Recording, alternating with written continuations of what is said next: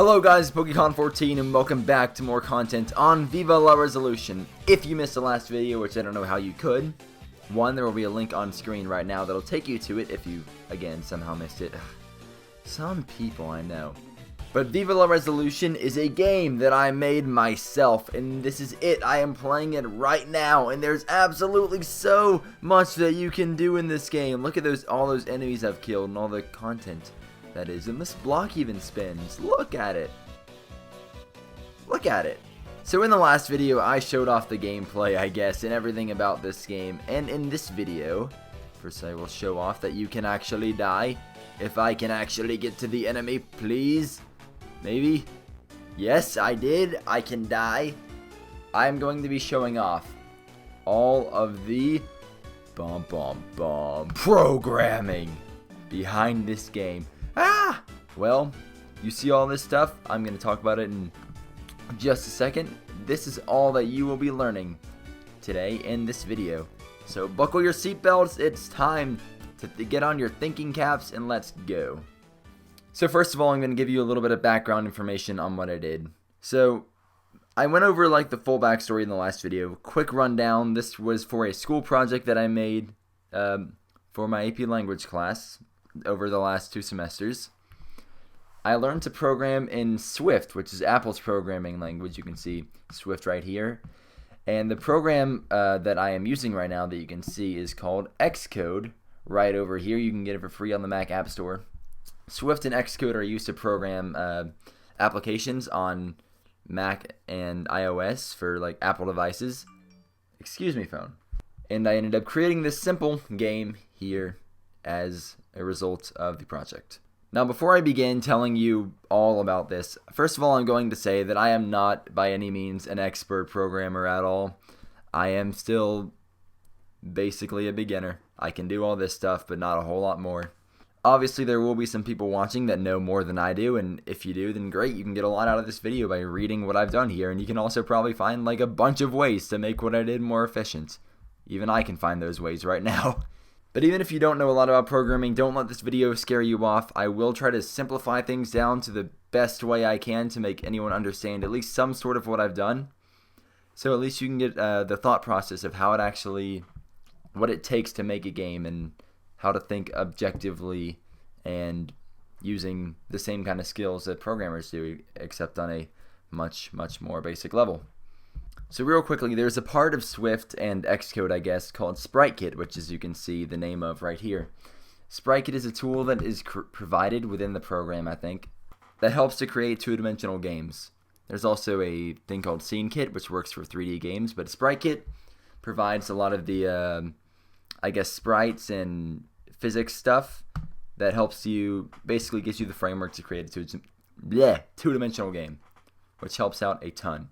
So before I do anything else, I'm going to give you all a real quick rundown of kind of some basics of programming for those of you that really have no idea what you're talking about here. So one of the main things of computer programming is manipulating different types of data, which is basically, and these are just some names you're going to need to know.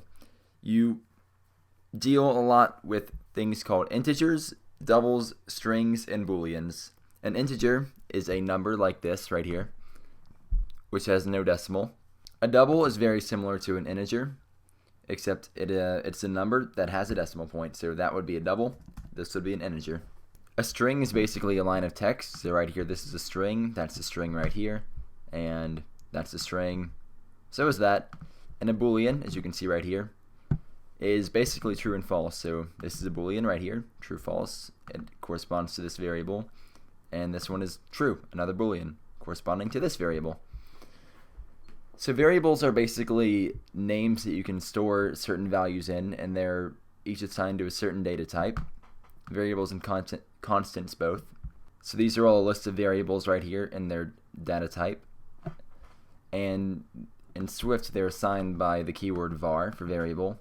And a constant is basically the same thing as a variable. It's a name that is assigned to a certain data type, except the constant cannot be changed. So if I made HP a constant, it can never change from 100. But since it's a variable, it can change. Now you can see here this word class. That's also part of programming, but I can get back into that a little bit later. So functions or methods are also a big part of programming, which basically allows you to write a bunch of code and repeat it just like with one simple line. Like if I called laser position, it would basically run all of this at the same time. Functions can take in parameters, which are these things right here. So like for instance, shoot, if I called shoot with the name of a laser, it would shoot that laser. It can also return something. Like if I call this laser position, it would give me back an XY coordinate. Functions are very helpful for repeating lines of code, which you will see this, like adding hero and enemy, very shortly. And based on different parameters, the different things that you can put into them, they can do different things. This is an example of a very simple function that has a parameter that you can call add 5 and give it a number. So if I call to add 5 with the number 4, you can take in 4 and it will return 9, which is shown by this return another int. Again, if you don't perfectly understand what I'm talking about here with programming and the concepts of it, there's still a lot of things you can take away from this video, which is basically the thought process and general process of creating a game and stuff like that. Now that you have been properly introduced to the basics of programming, now it's time to get into the actual creation of the game. So first things first, I'm going to set up the background and like the game scene and all, and also a little bit of the physics stuff. So let's go into this thing right here, the game scene folder. Okay, so this is how I did it. This is how I was able to create a background. Not every program is going to have something similar to this. And this is not the only way that you could create a game scene. However, I will bring you through what I did. So this was actually pretty easy to create. You can probably tell by looking, there it goes, by looking at it and seeing all the random, just a bunch of boxes. These are pretty simple.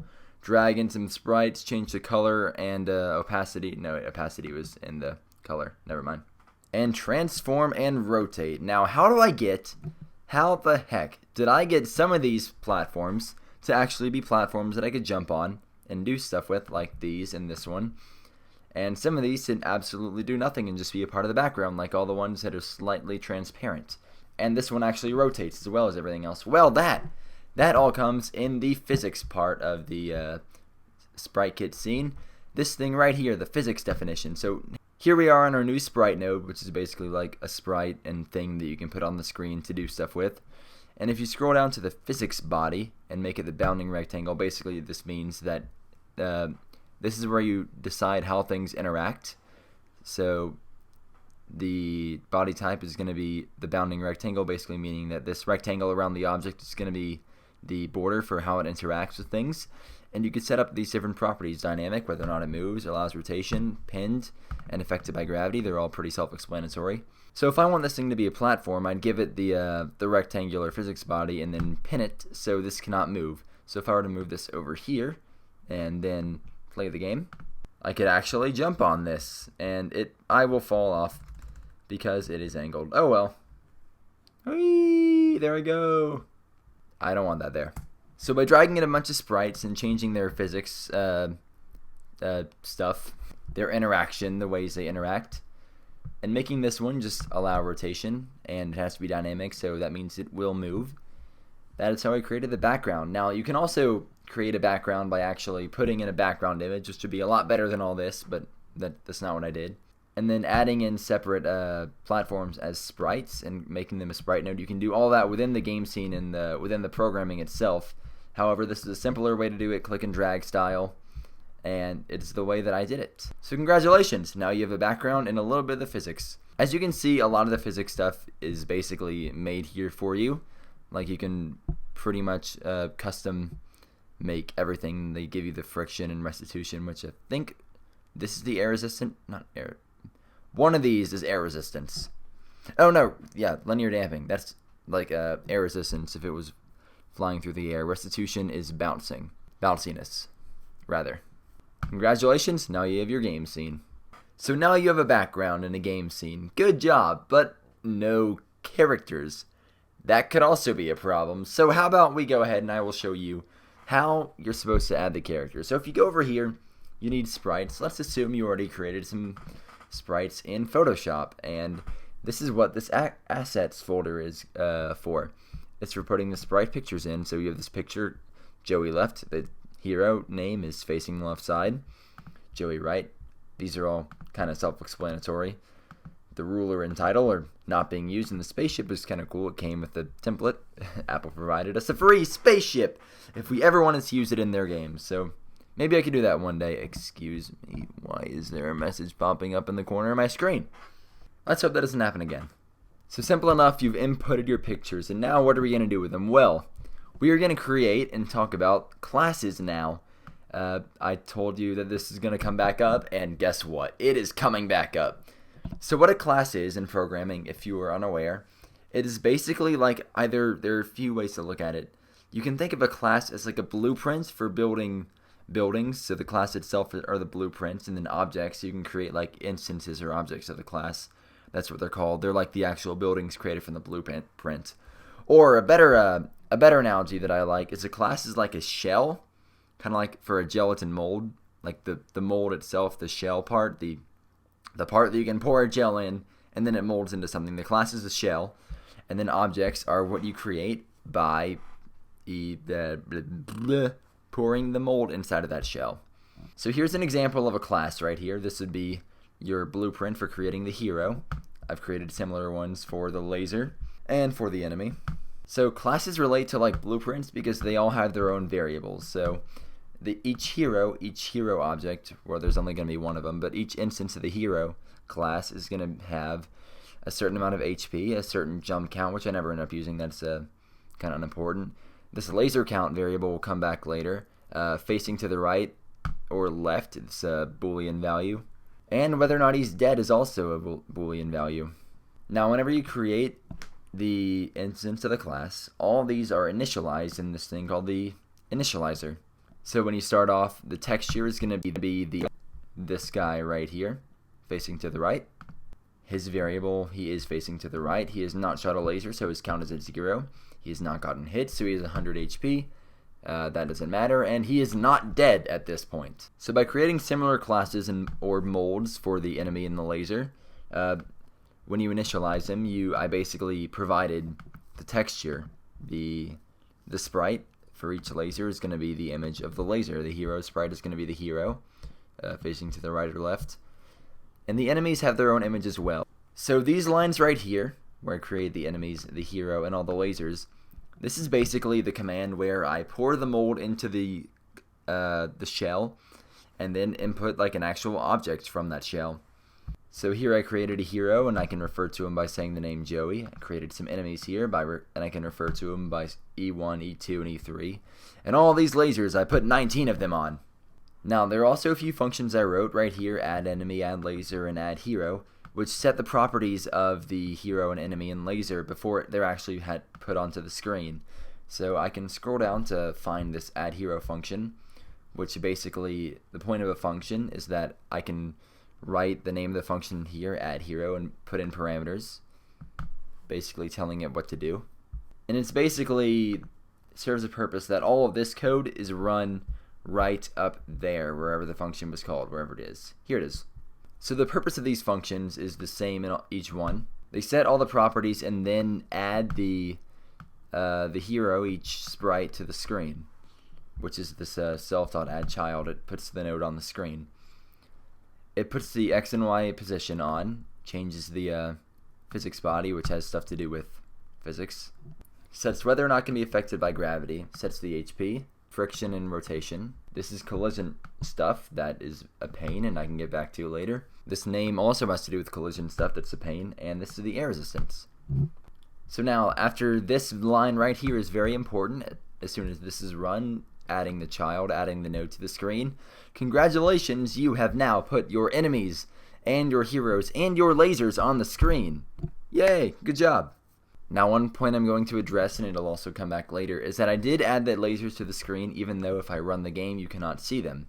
They'd be down, way down here below the screen, like follow my mouse, and now it's gone. They'd be where my mouse is, kind of like at the bottom of the screen. You can see mail popping up under my character's feet, and that is because I put the position at 0, -100, so they are down below the screen.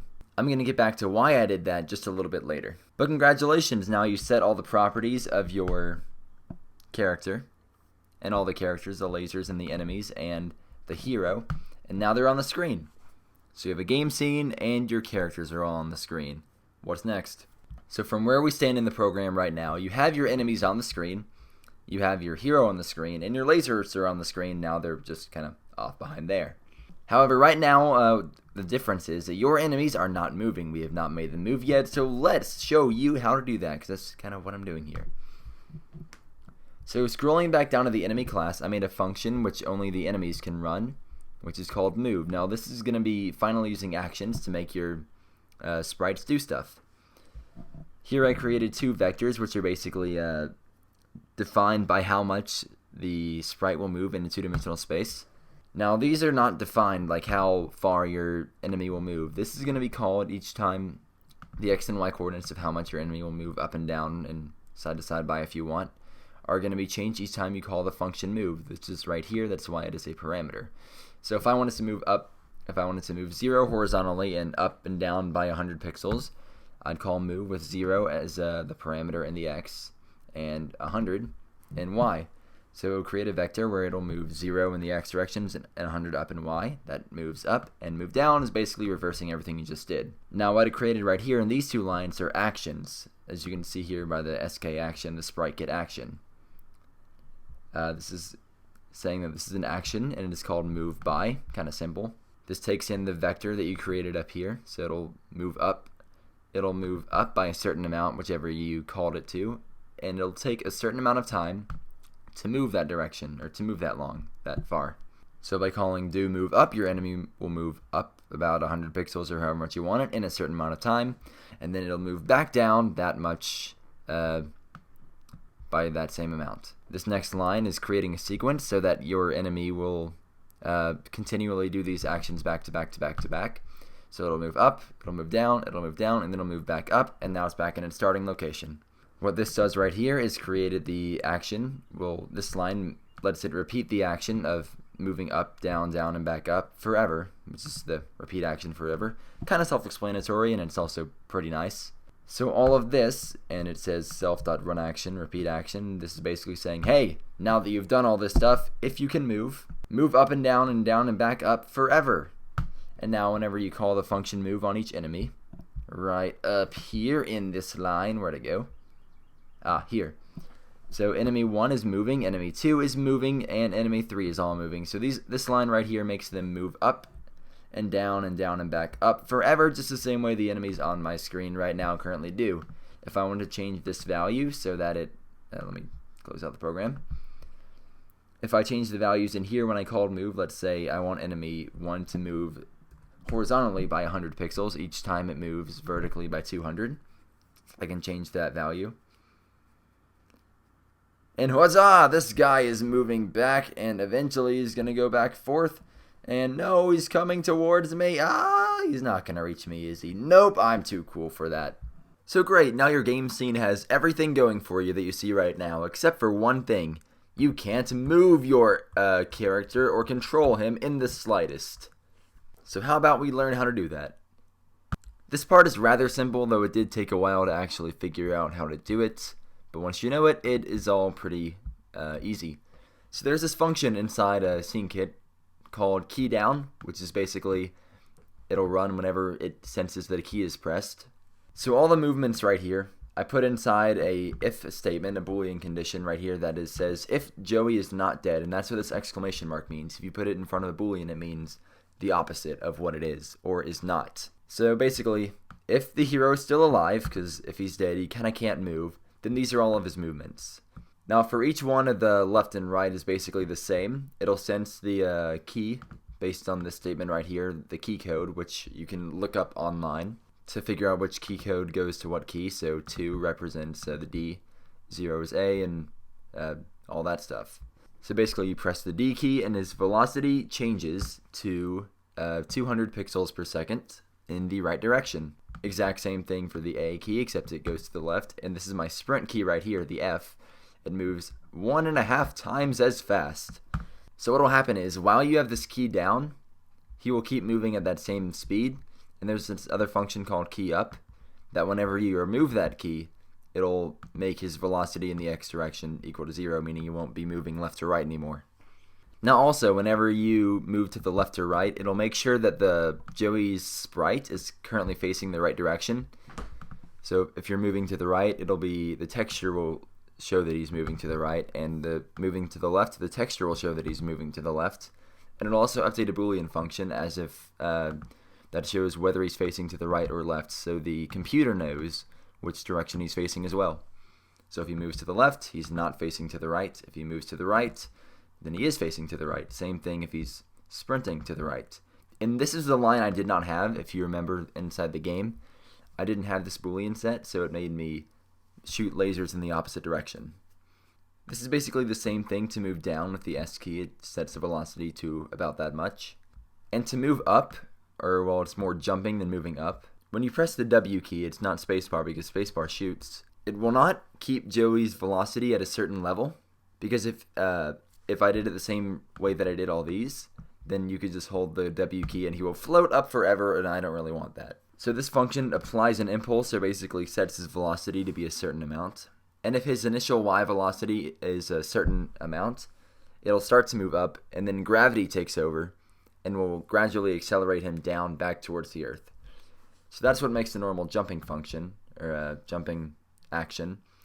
I press this once, he'll start out moving kind of fast, and then gravity does the rest. And quite simply, the last one is the spacebar, which will shoot. And this function is a little bit more complicated, so I'm going to get into that right now. So because of this control right here, whenever you press space, a laser will be shot out of the hero's gun. So how does this function right here actually work? Well, you can see two functions here. One is shoot, which is actually tells a laser to be shot. And then this part right here, shoot, what are you going to shoot? That's what the parameter list here is for the function. Now this function right here inside of it is going to tell you what laser you're actually going to do the shooting with. So let's back up. How did I implement these lasers? Well, right here I have 20 lasers all on the screen, but they're not on the screen. They're like right down here below the screen, about where the launch pad is. So they're off the screen, you can't see them, but they're all there. They've all been added, but they're all not moving, and they're all off to the very side. And there are actually about 20 lasers added here that are actually going to be shot, and they're all going to be cycled through for each time you shoot. Like, you'll shoot all 20 of them, and then it'll cycle back to the beginning, and you'll take the first one you shot and you'll shoot it again. So that is where this function right here, decide laser, wherever it went, comes into play. Oh, whatever, so it's right here. So as you can see, this is all reading from a variable which is part of the hero itself called laser count. So this laser count variable is defined in the hero class, which is like this is a section of the gelatin mold that shows what laser you're on, and it starts at 0 and it'll cycle up through 0 through 19, then go back to 0. And it tells you what laser number is about to be shot. So if the count is at 0, then laser titled L0 up here, this one is about to be shot out from the gun. So this is it'll take a simple function that takes whatever the count is, between 0 and 19, and it'll return a laser corresponding to that. These are all laser objects. Like these have all been created using the blueprint of the laser, or the laser gelatin mold. So every time you shoot, the shoot function is right here above the side laser, and at the bottom here, every single time you shoot it, the laser count number is going to increment by 1. So if you just shot 0, the next one is going to be 1, so then it's going to return laser 1, then it's going to go to 2, and so on, until you get all the way down to 19, then it'll return itself back to 0, which is what this statement does right here, this entire if-else statement. So once you call the function shoot, you have your laser, which is going to be given to you by this function that I just kind of explained. So the first thing it does is move a laser from down here in the bottom corner of the screen, from where it is, down here, up to right at the point of Joey's gun. So if you look at it right now, you have this laser position function, which actually gives you that point. So whenever I shoot, the laser is going to go right there to the tip of the gun. It'll go right there on the right side, and then if I'm facing to the left, it'll go right there from the gun at the very tip. So how that's done through this function right here that'll set the laser position. Right here, this is the line that says, hey, the position of the laser is going to be equal to the return from this function right here. So basically, it'll go in a different spot whether Joey is facing to the right or the left. So Joey opposition, this function right here, is going to return the very middle of the hero. So it'll be about right there. So from there, if he's facing to the right, then it'll move in the positive X direction, which is to the right 15 pixels and up 15 pixels, then it'll get to the very tip of the gun. That'll move it to right here. If he's facing to the left in this variable, well, I'll get back to that. If he's facing to the left, then it'll move to the left 75 pixels and up 15 pixels, and that'll make it to the, that'll set the point right at the tip of the gun. I got those numbers just by playing around with it for a little bit. This next line sets the velocity in the Y direction to be 1/6 of the velocity that Joey's moving in the Y direction. So as you can see, since he's not moving at all, the laser is not moving vertically at all. But if he's moving up, then the laser is going to move up as well. And it's at a 1/6 relationship. So if, let's say, he's moving up at 120 pixels per second, the laser will be moving upwards at 100 or at 20 laser pixels per second. My units are terrible. This part of the function is rather simple. If he's facing to the right, then it'll move in the positive X direction, or it'll move to the right. And if he's moving to the left, or if the hero is facing to the left, which is the else right here, then the laser will move to the left at 500 pixels per second, which is signified by the negative 500 for the velocity in the X direction. And again, after it shoots, it'll increment this Joey.LaserCount variable. So that'll decide what laser is going to be shot out next. Now let me demonstrate something here. So if I keep shooting, then these lasers, you're not going to see it again. So let me demonstrate something here. You can tell that there's a limited number of lasers by if I hold down the space bar, and the laser chain only stops at about right here. It won't go very far. That's because in the time that it takes the laser to get here all the way to the very end, he would have shot out 20 more. So this laser that should be right here is actually going to be brought back to the very beginning, which shows how there are only 20 lasers that keep cycling through. Whee! Or you can look at it like this. Notice how a laser gets taken off the end to be shot out of the middle every single time I press this button. That's it for the laser collisions, that's it for shooting the laser. Now comes the hard part of collisions, and this was such a pain to do. To write, this is gonna be fun. So this next part was a pain to program. Contact, right here. Collisions and everything. This is what happens whenever a laser runs into the enemy, or also the enemy and the hero collide. So let's get into how this kind of works.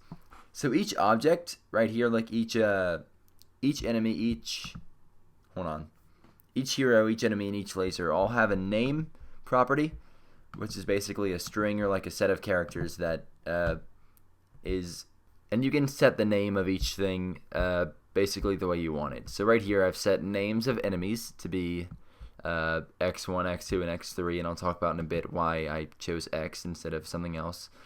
The names right here of all the lasers are L, L0, L1, L2 to be kind of consistent. And I have absolutely no idea what the hero's name was. I kind of forgot.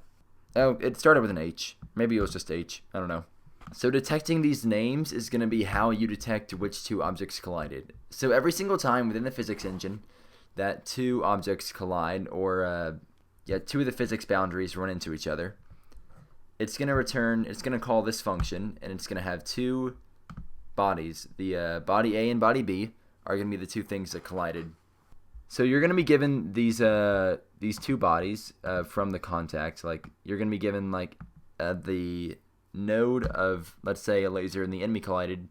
You're going to be given body A and body B as the laser and one as the enemy. So I made these two constants that are going to be strings, which have the name of the enemy, or which has the name of whatever node collided as their value. That might be a little bit confusing, but I'll show you what I did here. So basically, this says if a laser and enemy collided, which basically the name of the two objects that collided contain X for enemy and the other one contains L for laser, or the opposite basically, because one will be assigned to body A, one will be assigned to body B, but I'm not sure which one. So this entire function here says if a laser and an enemy collide, then it's going to call this function laser and enemy collision, and based on which one is going to be A, which one is going to be B, I had these two things kind of swapped.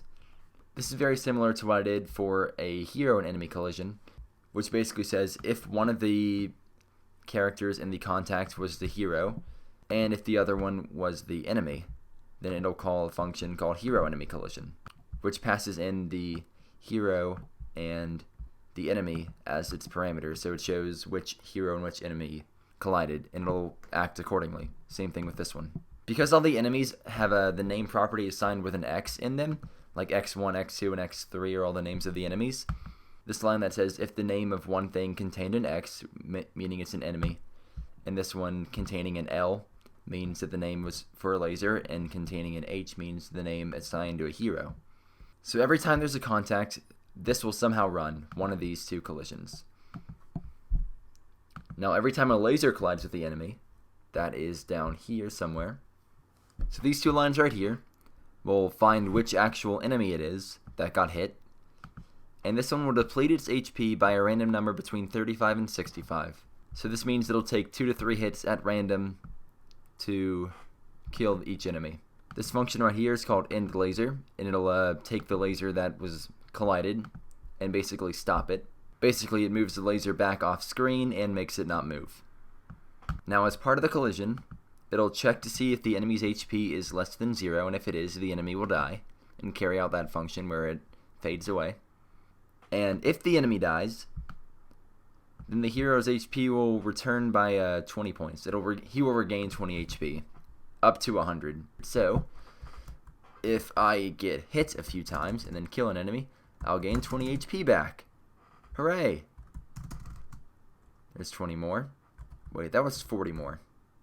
We'll say that was 20, and then he's back to 100. Now, very similarly, if Joey, the hero, collides with an enemy, then Joey's HP will go down by a random number between 20 and 40, which is how the random element comes in, so it can take between 3 and 5 hits for Joey to die. This function here says that if after the hero collides with the enemy, if it's below 0, if his HP is below 0, then he will do the dying animation, where he kind of fades out and he cannot move anymore. And this line right here is absolutely pointless. The last part of the collision is that the HP text counter on the top left corner of the screen will go down it'll be updated every single time any collision happens. So basically, if the HP is 0 or less than 0, it'll display that the HP is equal to 0. If not, if it's greater than 0, then it'll show what HP it is. So that is all the collision stuff, and oh my gosh, that was hard to program by getting all the names to work out.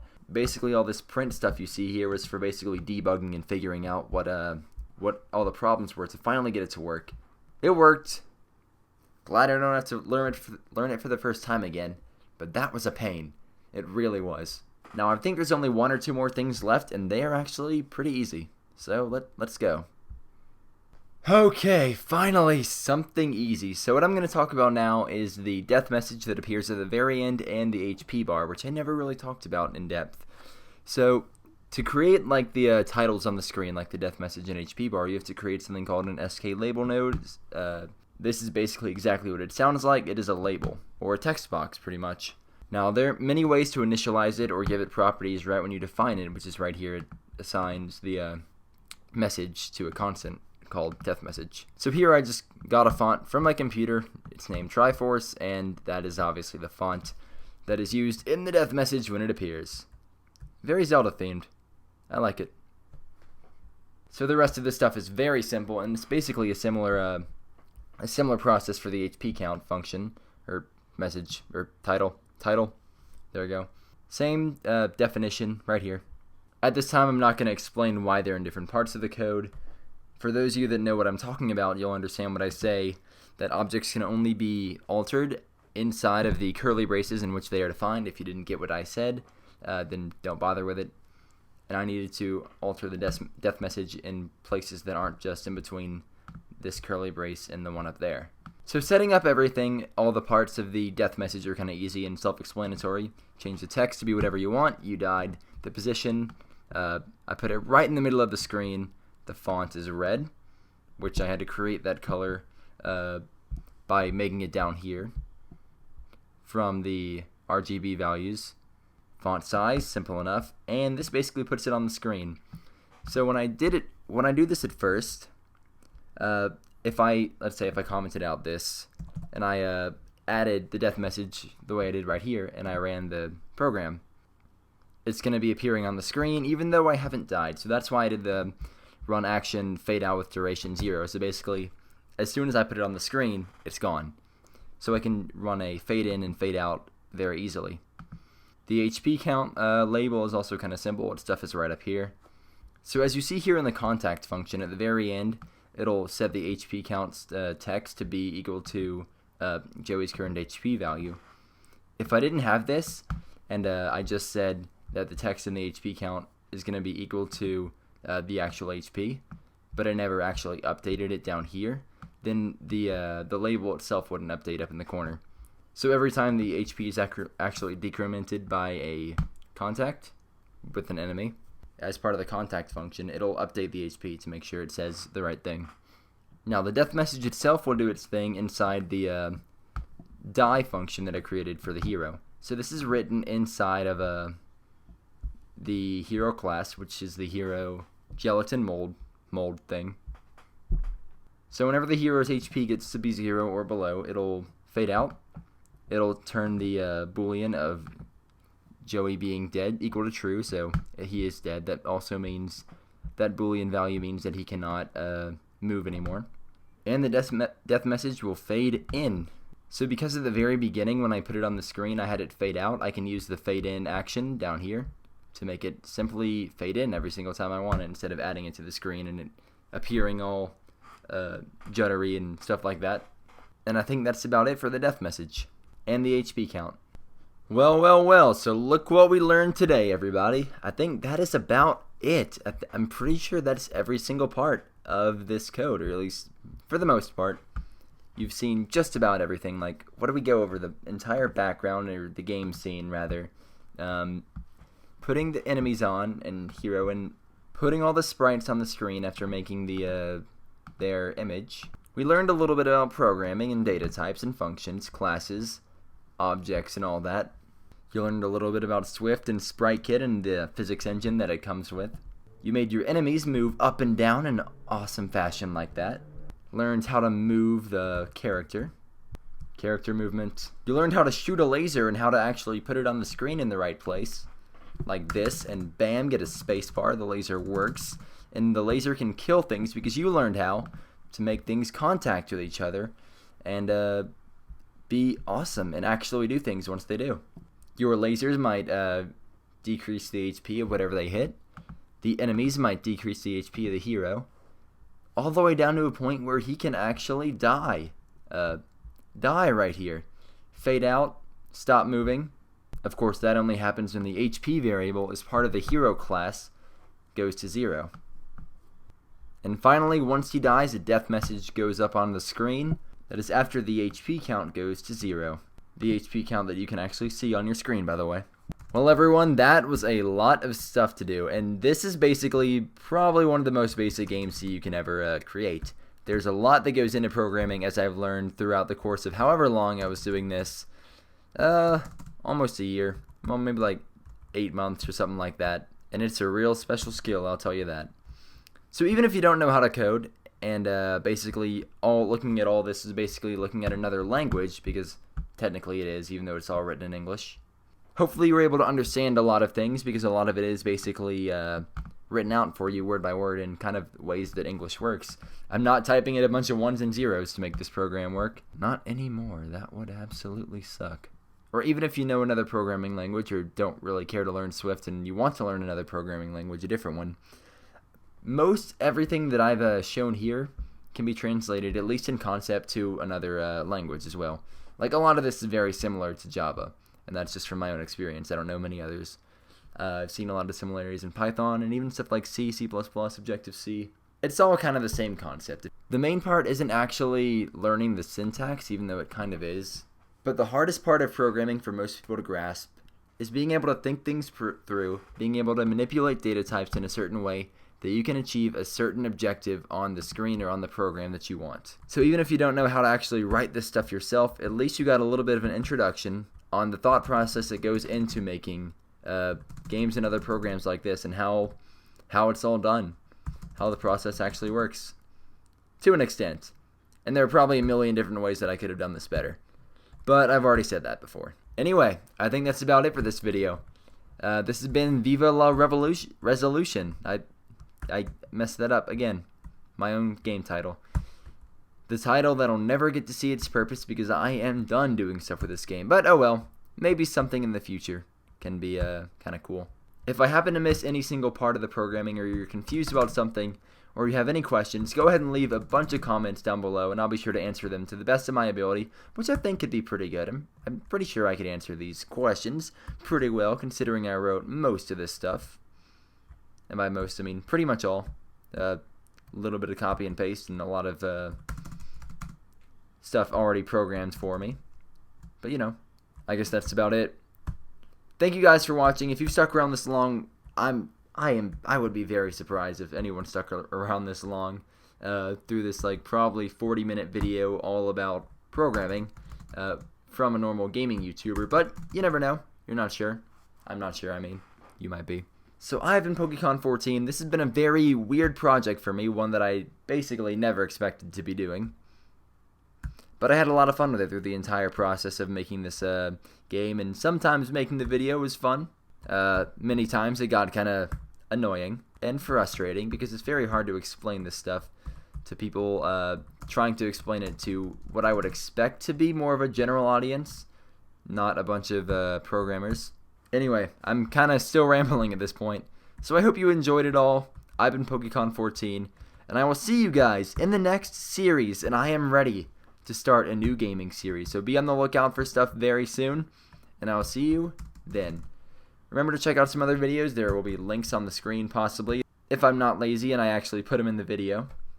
And I will see you guys in the next series. Bye! There I go. Woo! Oh, wait, I'm still on the screen. Okay. I'm gonna walk off now. But, bye.